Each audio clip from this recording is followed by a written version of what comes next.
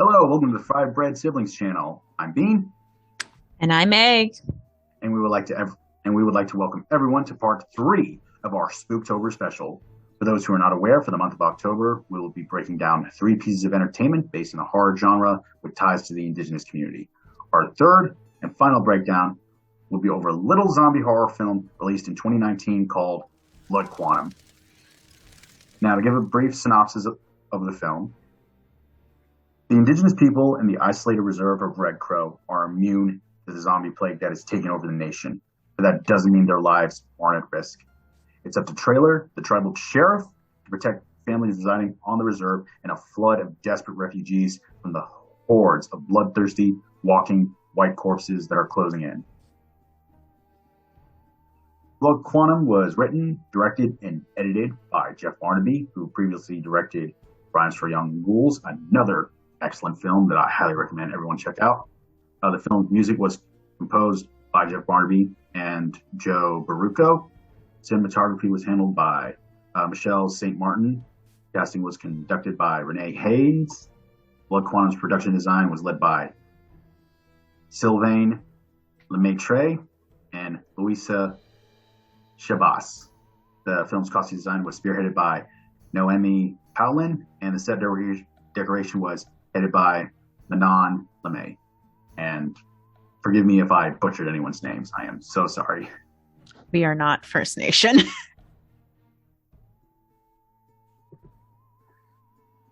The creative intent of the film, based on interviews conducted with Jeff Barnaby by various outlets,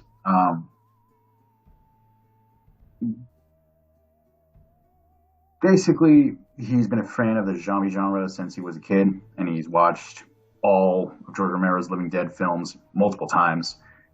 And he's been wanting to make a zombie film before he even made his directorial debut with Rhymes for Young Ghouls. However, Jeff is fully aware of how old and honestly kind of tired the zombie genre has become.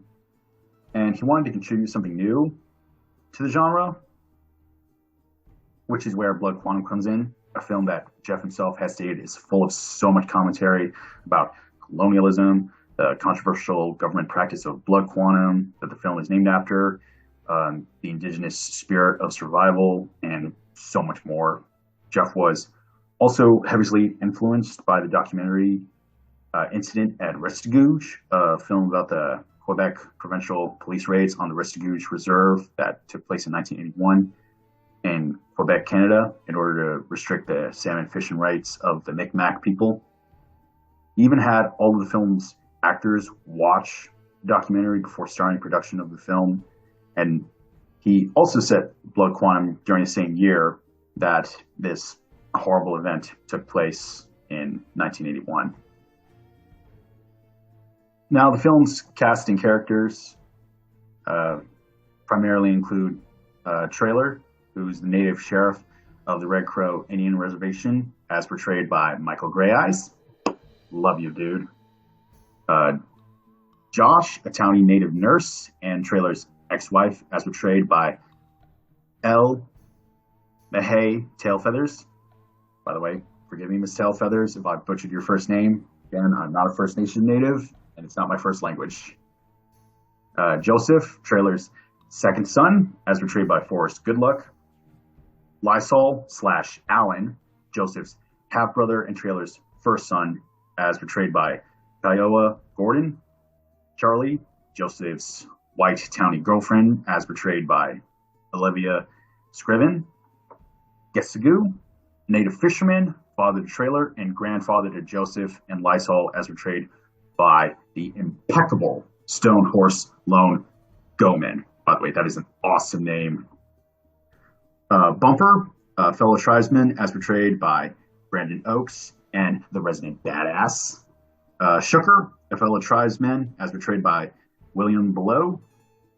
Moon, another fellow tribesman, as portrayed by Gary Farmer, or as most people have come to know him as, Uncle Brownie from Reservation Dogs. Loved him in that show.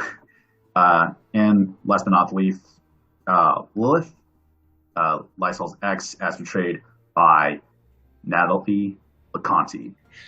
So To give some background, the concept of blood quantum in the Canadian legal sense came from the Indian Act of 1876, in which a Indian was defined as any male of Indian blood, any child of an Indian man, and any woman married to him, which is in direct contrast to the traditional ways in which Indigenous people recognize each other in Canada. This led to the notion and belief of blood quantums, the underlying definition of who is legally considered an Indian by the words of the Indian Act.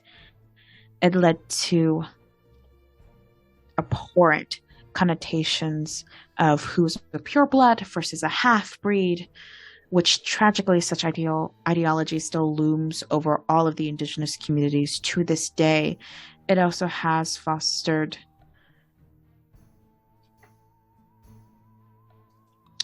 how do I put this politely? Objectives within the federal government wanting to breed out Indigenous blood from the land, not to mention the ideals of the one-drop rule or bad blood idea, in which the idea of an Indigenous person not being legally or socially viewed as Indigenous if they have one drop of blood of non-Indigenous heritage in them. It also must be mentioned that Indigenous women were not considered Native, even if they were of 100% Native descent, unless they were married to an Indigenous man.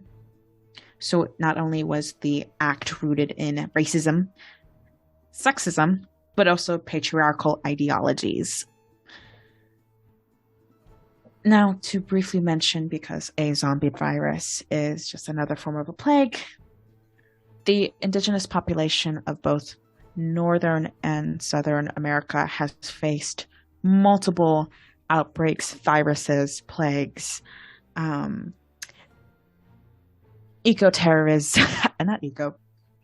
biological warfare and terrorism in the forms of the Spanish flu, the Black Death, smallpox, COVID, measles, any STDs that Europe decided to bring along when they came on their big boats with their guns.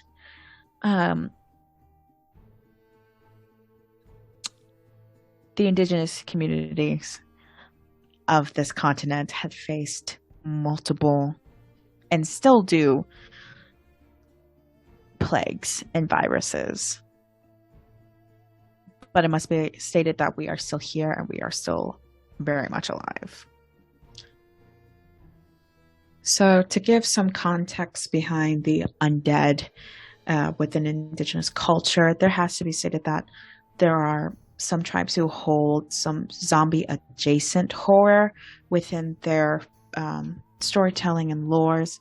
However, primarily it is more of the ideology behind undead, or those of not human or transformed into monsters eating humans, are mostly found, at least in the Canadian sense, in Wendigos, which is an interesting connotation in the context of this film, especially since a Wendigo is a monster that becomes a demon by eating the flesh of its kin.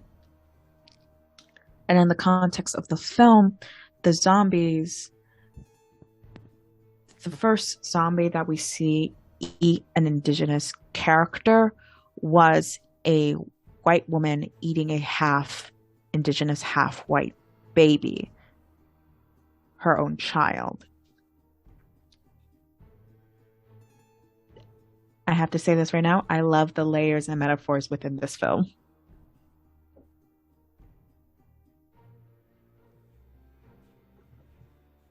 Well, thanks for giving all that background. Now, before we get into our reviews for the film itself, I just want to give a spoiler warning to anyone who wants to go into Blood Quantum blind. Just know before you leave that, yes, this is a film worth watching at least once. So, with that warning out of the way, Egg, what was your positive takeaways from Blood Quantum? So I actually watched the film with some of my friends, and the big thing that stood out to us immediately off the bat was the visuals. We loved the moments of animation, and myself, I particularly loved the camera angles the director was able to explore with the film. And I can't understate my favorite character, um, Gixki. Um, just we love a badass grandpa. Every scene he was in was a treat, especially in the moments in the film where he like it feels like he pops out of nowhere. So like one example that we loved was the scene in which they're clearing out the building looking for supplies, and then out of nowhere, Grandpa just pops out in a room full of dead zombie bodies, just like, oh hey, yeah, I came here before because I had a feeling you guys would need help. Like, go off, Grandpa. Holding the family, him and the mom, just holding it all down. Honestly, if it wasn't for them two, the the village would never have been able to survive. I'm saying that right now, and I can really feel the love the movie love the director has for zombie movies throughout the entire film. The campiness that was felt in some scenes, the overuse of blood, the overdramatic yet understated tension, and the horde scenes were just beautiful, beautiful. And I love the idea of having the cure in this universe not being an antibody or a vaccine or, like um Deus Ex Machina, but rather it being you have to be of indigenous to the land. And then further using that concept to add to the narrative tension between the brothers, in which one is clearly set in the views that the outsiders who are non-indigenous are all invaders. Ironic and beautifully poetic because he goes full crazy rogue after he attempts to sleep with a white woman who then turns into a zombie and bites his dick off and then eats said dick. Layers of this story that need to be unpacked. Versus his younger brother, who clearly understands that the creator has made everyone human and everyone deserves to be treated with respect, including his own brother, who, even though he's clearly an asshole, he still loves because family and also because, respect for your fellow human man.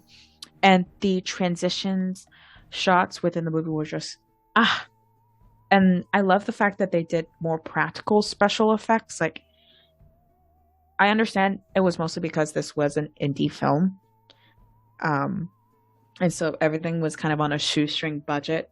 But I like that they didn't let that limit themselves and they found ways to make it work for them. In one particular scene in which, of course, as we stated already, spoiler warnings, Taylor is, had his entire organs ripped out from his chest cavity. I love the fact that it seemed kind of realistic that it would make sense that they're ripping everything out from his chest, and it allowed them to be able to kind of put the fake dummy body using the door that he's like squished under. I love that. I love the fact that they probably bought fake limbs from Walmart. That's the camp I want in a movie. And the overuse of blood allowed me and my friends to be like, okay, yes, this is gore, this is violence, but that's also clearly a ham instead of an actual human face, which allowed me, who I'm not particularly agreeable with zombie movies, to be really able to enjoy this film.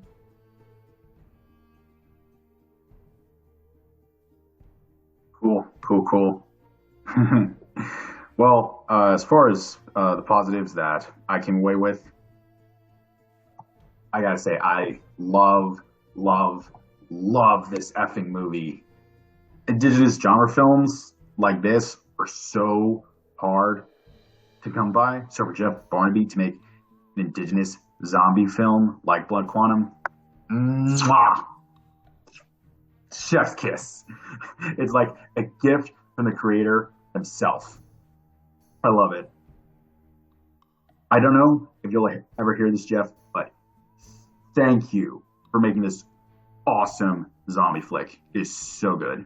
Um, Now, as far as the positives themselves go, I cannot sing the praises of this film enough. It's got blood, it's got gore, it's got action, drama, the indigenous social commentary, a majority native cast and production team. I mean, it's got everything.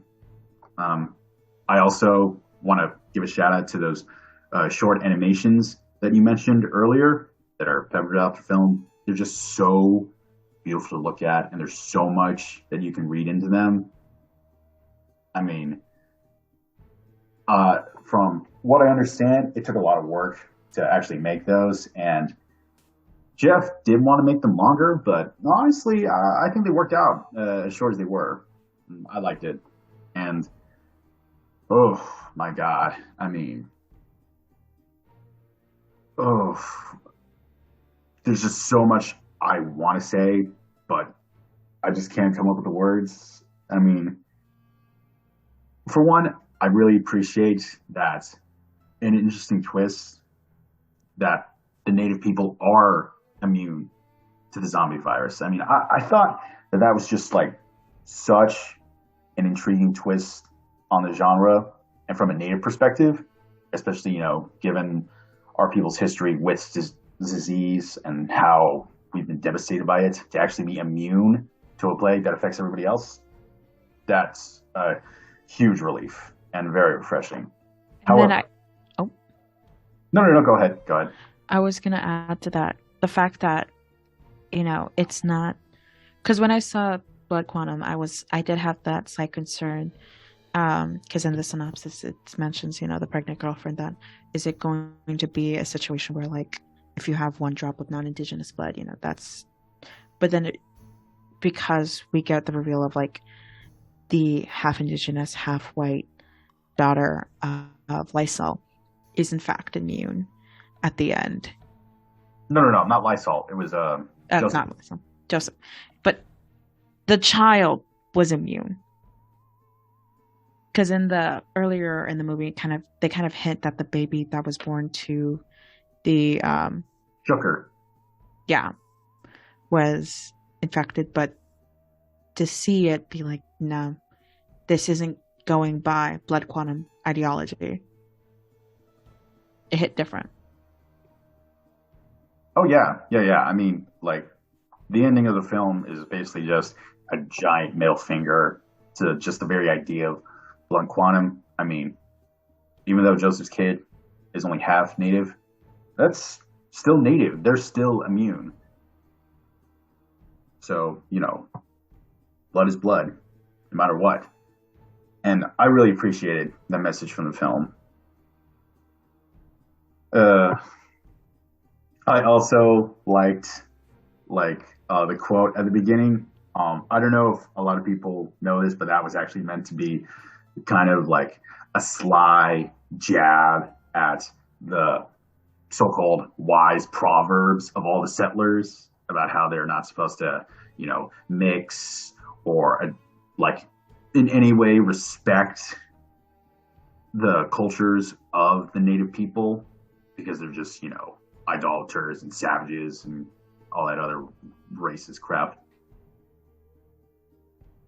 So, Jeff, you know what's up. You know what's up, man. Turned out in the end, they're the ones who are going to keep the human race going. Oh! We've seen multiple empires rise and fall. What's another one?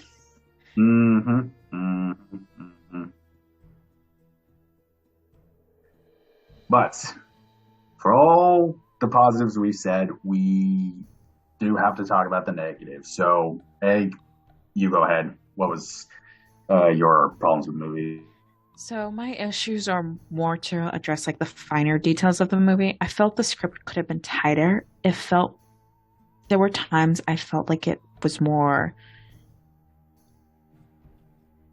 expository than humans talking to one another. You know, it's like very much we are explaining everything instead of showing everything, which I understand this was an indie budget. You know, they don't have time to make it a full, 2-hour Marvel film by all means. But I felt like they could have written the script to find a way to show not tell. And then I have to address the actors themselves. While I love all of them, they're all beautiful. We love them. We love them. Sometimes their performances were stiffer and dead than the zombies they were killing. Not to mention, towards the end, I didn't fully understand what was the point and the goal of Lysol outside of kill all the dependent colonists with zombies. I really wish we could have seen more of a build up to his action because we had like the 6-month time skip. So maybe like they could have had more dialogue of being like, oh, he holds this resentment to, let's be honest, racist resentment towards white people because of the legal issues he had with the sheriff who he got rid of completely. Or maybe this wasn't, the tribe had been attacked by white racists who were trying to take it over from them. You know, kind of build more into it, give him more of like a justification or give him more of like an understanding, humanizing him just beyond his relationship with his brother. And I really was slightly confused towards the end because I didn't know if Grandpa died or not. Because like we witness him getting attacked by the zombies, but then there's an animation of him like holding up a zombie head, and then I don't know if that was supposed to be a metaphor for him becoming like a legend the tribe will tell, kind of like, or like a vision the tribe will tell, kind of like what the other animations were, because that's what my interpretation of the animation sprinkled out the film were, that they were kind of like the visible representations of the stories and explanation the tribes people were going to tell or were telling to explain events that were happening. So in their eyes, grandfather did survive because he died a warrior. But then I don't know if he did or not. Well, I think that was the point of the scene. I mean, like Jeff himself said, he wanted to keep it ambiguous just because, like, he wanted to give people some hope. I mean, like, the animation himself does hint that Gesugu may have survived, and I like to think that he did. I like to think that he did. Awesome he is. Oh, yeah. I like to think that either he survived or he went out in such a blaze of glory that he became a literal living legend. Because oral traditions are a huge part of First Nation culture. And then kind of a follow-up to the campiness that I said was a positive. There were some moments with that both me and my friends had categorized to that, like, okay, maybe this is excess use of fake blood / food dye. Maybe we should think about the person who has to mop all this up. And maybe we should think more about how the zombie characters should look, since this is 6 months later, and it would make sense if like the zombies either looked more decayed or they looked more blistered. And I do wish we saw a bit more diversity within the kind of like whites, the 150 white settlers that the camp is taken care of, because we get kind of hints in like the backgrounds with a few ambiguous brown settlers, but considering the fact this was a short indie film, I can't exactly blame them for not having the budget to hire more actors.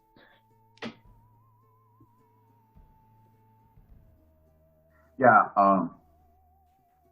I agree with all that. I mean, not a perfect film. It does have its problems. About what you said, though, as far as like Lysol's motivation goes, when he, released the zombie plague on the reserve. I mean, the guy got his dick bit off. I figured that would be enough. Hey, and Some guys, if you're gonna doom humanity, like make it worth it. Like, okay, so what if your dick got bit off? It's not like he was using it. okay. I said what I said. I said what I said. Uh, well, Pretty boy privilege. I mean, there also are some hints back to Lysol's, history. I mean, he was abandoned by his father trailer and his mom, like, just fall off the face of the planet. And he mostly grew up in the foster care system. And I can only imagine what it'd be like as a native kid growing up in that kind of environment.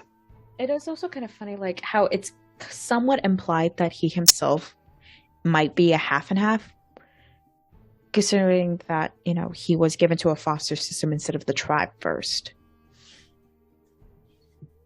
Yeah, but I mean, you say that, but I mean, foster care has a long history of just straight up stealing native kids from their families, so it's not without precedent. Oh yeah, definitely, definitely.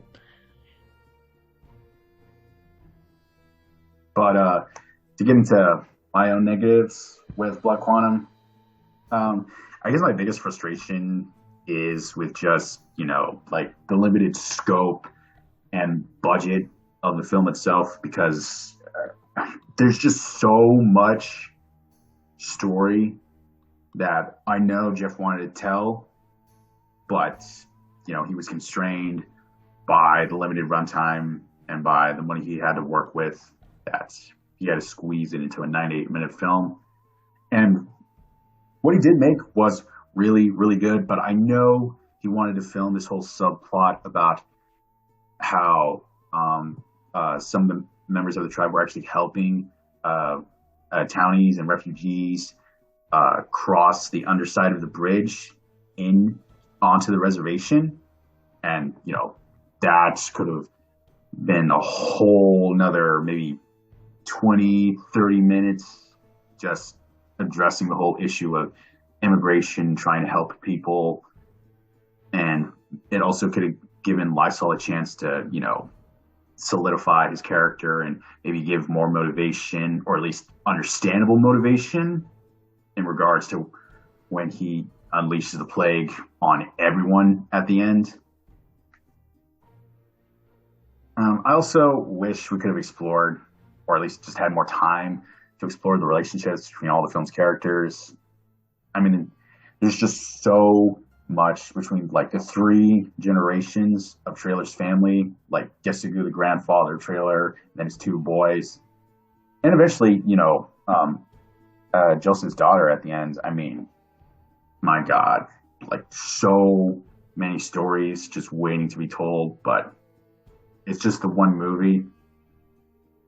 And it is able to say a lot, but I also feel like there's just so much more it wants to say, it could have said.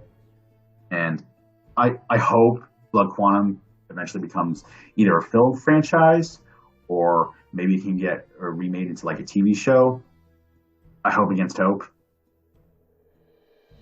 But I mean, that's just wishful thinking at this point. Another minor nitpick I have is that Jeff decided to depict a pseudo fictional First Nation tribe instead of a real life tribe from Canada, but that's a film trope I've come to kind of understand, but still feel annoyed towards, because the Red Crow tribe is not real, but it's also technically a Micmac community, and the Micmac group is real, and it is quite large, with plenty of real life tribes that he could have depicted. I wish he did depict, but I can roll with it. I am also sad by the choice that the tribe was nearly wiped out at the end. I mean, it's At hard. their own kin too. Damn. I know. Honestly, if he had survived, could have seen a Wendigo at the end of a zombie movie. I'm just saying right now. Oh man, that's a whole another film in and of itself there. But that being said, I am grateful that three natives did manage to make it to the end. You know, No, Joseph, I Josh, his thought mom, and then his own daughter. no, there's four. Remember the uncle who brought the boat? There was two boats. Oh yeah, Sugar. Yeah, yeah. He's out there. He vibing. He waiting for them. Oh, I hope so. I mean, Sugar, you know, like his white wife got turned into a zombie, and then she ate their kid. I mean, You can't tell me Sugar he didn't go back to pick up Grandpa while she was giving birth. I That's what know. I'm gonna go down believing. I hope so. I hope so. Also, what you said earlier, as far as like diversity goes, I think Blood Quantum falls into that category of film you called red and white, a red and white movie, because you know the majority of the cast is either white or it's native, and as a result, it like straight up excludes or at least marginalizes the voices of other people of color. And Or people who are of already mixed heritage, so Afro natives, Asian natives. Just saying. mhm.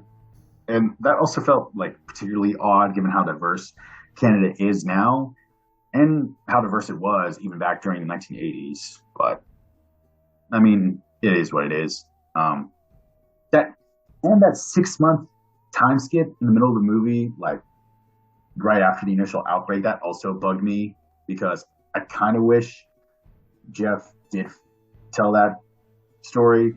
I know he didn't want to retread the same material as other zombie movies, but getting to see how the Red Crow Reservation reacted to the outbreak, it would have been so intriguing. And that's another thing too, because the film like shines a giant spotlight primarily on Trailer and his family, but it doesn't give as much attention to the rest of the Red Crow community.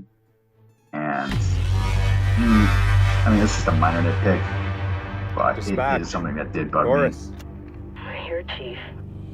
Today's been But crazy. all that, Really crazy. all those negatives out of the way, though, for our final recommendation, well, what would you say? I would say Boy, no. this film was a full Aber plate Jimmy, of macho, fried what bread did you- recommendation for me. And I really hope it gets more attention. I would even love it if it gets cult status. I would especially love to see this become like I use it as a maybe better yet, like an anthology movie franchise. Ain't nobody immune here but us. Which follows We're different supposed to be indigenous helping people. tribes. We're supposed to be maybe surviving. different directions tribes facing this type of zombie apocalypse. Because without the I kept wondering, you know, like how would the Navajo That was a little react? fucked How up. would the Comanche react? How would any of the Floridian tribes react? Like those guys fight gators barehanded. Zombies would be nothing to them. But then zombies in Florida would be high off meth. So, you know, like there's so many possibilities to go with this. And I really do love the fact that like this film exists so that way there could be a spark of like what a native zombie narrative could look like. Yeah. That'd be really cool. I myself would highly recommend this movie to anyone and everyone who's the least bit interested in watching Blood Quantum, or better yet, go out and buy a copy of this kick-ass film. I'll go ahead and include links to where you can stream or buy a copy of Blood Quantum in the video description below. The only people who should probably not watch this film is anybody who can't stomach bloody gore or don't like the zombies in general just because of how scary they can be. But otherwise, please go out, watch, and support this movie. It deserves all the love and attention coming its way. But to wrap this all up, I'm really am excited for Jeff Barnaby's next film. I mean, he's got a lot of talent as a director, as a writer, and apparently he has an interest in the cyberpunk genre, And if it's as good as Blood Quantum, I can only imagine how awesome it's going to be to see even more native genre films, both from him and from other directors in the community. I mean, not just in a horror or in cyberpunk, but also like in romance or in comedy or in dramas, sci-fi, action adventure. Those kinds of stories. Honestly, indigenous filmmaking is looking, if he's anything to go by, this next decade will have a lot more indigenous-led projects that I cannot wait to see come to life. Mm-hmm, mm-hmm. I'd also love it if Jeff came back and directed more movies in the Blood Quantum universe. Like, that'd be really cool. But with all that being said, I just want to thank all of our listeners and watchers for stopping by to listen to what we had to say about Blood Quantum. So happy Halloween to everyone. Stay safe. Have a spooky rest of the month. All right. Well, this was Egg. And I'm Bean. Y'all have a spectacular October. Bye. Bye.